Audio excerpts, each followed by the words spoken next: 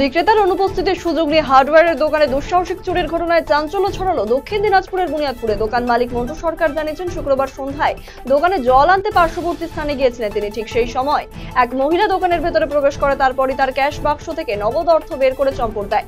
প্রায় লক্ষাধিক টাকার চুরি গিয়েছে তার। খবর পেয়ে ছুটে আসে স্থানীয় বংশীহারি থানার পুলিশ। সিসিটিভি ক্যামেরায় ধরা পড়া ভিডিওর ভিত্তিতে ঘটনার তদন্ত শুরু করেছে পুলিশ। উত্তর দিনাজপুর জেলার হেমতাবাদের তুঁত ফার্ম নিয়ে দিশা দেখালো জেলা রেশম বিভাগ। শুক্রবার হেমতাবাদের ঠাকুর বাড়িতে অবস্থিত তুঁত ফার্ম পরিদর্শন করেন রেশম আধিকারিকেরা। পরিকাঠামো নিয়ে যথেষ্ট আশাবাদী তারা। রেশম বিভাগের উত্তরাঞ্চলের যুগ্ম অধিকর্তা অরূপ কৃষ্ণ ঠাকুর জানিয়েছেন, গত বছর থেকে এই তুঁত ফার্মকে নতুন চেহারা দেওয়ার চেষ্টা করা হচ্ছে। বিশেষ প্রকল্পের মধ্যে দিয়ে গত বছর থেকে কাজ শুরু হয়েছে। এই ফার্মটি উত্তর দিনাজপুর জেলার সম্পদ বলা যেতে পারে।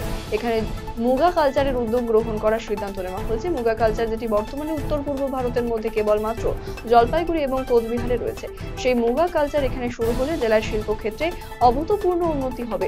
মুগা ইন্ডাস্ট্রির পক্ষে যা অনেক বড় গেটওয়ে বলা যেতে পারে। এখানে তসর শিল্পেরও উদ্যোগ নেওয়া হচ্ছে, ফলে রেশম পর্যটন গড়ে ওঠা সম্ভব হবে। শনিবার সিতাই বিধানসভা কেন্দ্রের উপনির্বাচনে ভোট গণনা। তার আগে প্রশাসনিক প্রস্তুতি প্রায় সম্পন্ন। প্রশাসন সূত্রে জানা গিয়েছে, শনিবার সকাল 8টা থেকে ভোট গণনা শুরু হবে। মোট 25টি টেবিলে ভোট গণনা হবে। ভোট গণনা হবে মোট 12 রাউন্ড। বেলা 1টার মধ্যে ভোট গণনা পর্ব সম্পন্ন হবে বলে প্রশাসন সূত্রে জানা গিয়েছে। গত 13 নভেম্বর রাজ্যের অন্যান্য 5টি বিধানসভা কেন্দ্রের পাশাপাশি সিতাই বিধানসভা কেন্দ্রের উপনির্বাচনে ভোট পড়েছে 71 এর কিছু বেশি।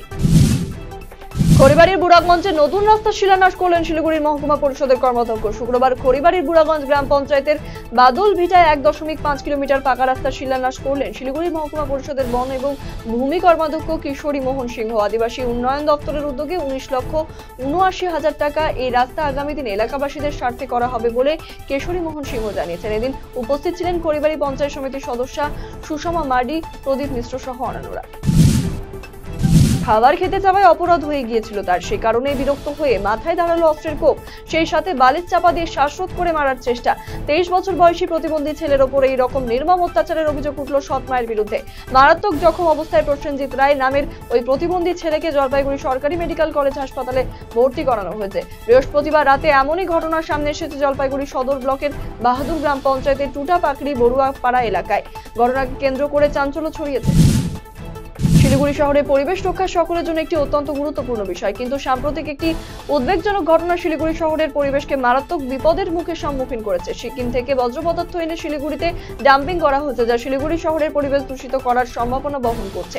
এদিনের এই ডেপুটেশন কর্মসূচিতে শিলিগুড়ি শহরের সকল পরিবেশপ্রেমী এবং স্বেচ্ছাসেবী সংগঠনের প্রতিনিধিদের উপস্থিতি লক্ষ্য করা যায়।